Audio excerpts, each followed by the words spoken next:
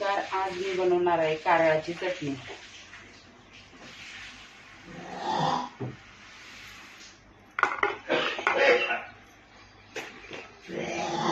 कारळ बघू शकता तुम्ही 1 किलो आहे। 1 किलो थोडा कमी आहे, तर आपण कढई तापवायला ठेवलेली आहे। हे आपण कारळ निवडून घेतलेले आहे स्वच्छ आणि त्याला भाजायचे।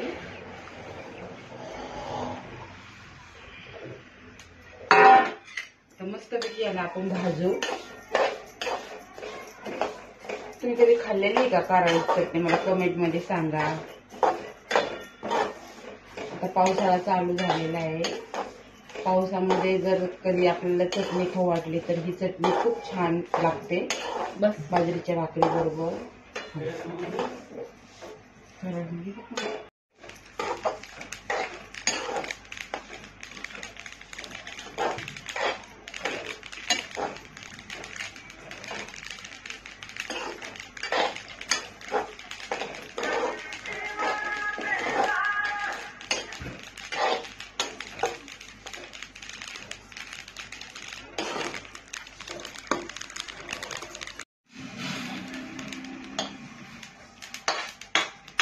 कारळ आपण भाजून घेतलेले, थोड्याशा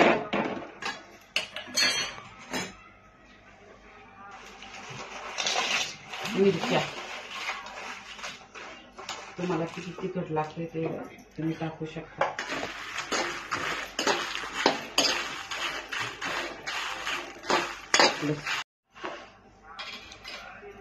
थोड्याशा मिरच्या भाजून घेतलेल्या आहेत आपण, बघू शकता।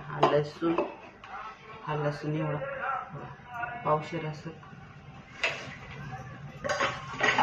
हे चवीनुसार मीठ।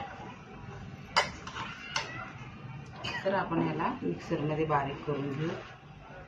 ही चटणी झालेली आहे, बघू शकता। ही कारळाची चटणी आहे। जर तुम्हाला पाहिजे नसेल तर मला कमेंट मध्ये सांगा, मी तुम्हाला घरपोच चटणी तयार करून देईन। ऑर्डर देऊ शकता तुम्ही।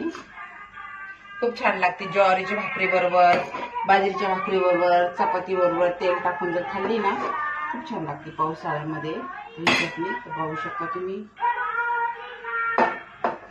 आपल्या चॅनलला सबस्क्राईब करायला विसरू नका। Bye bye.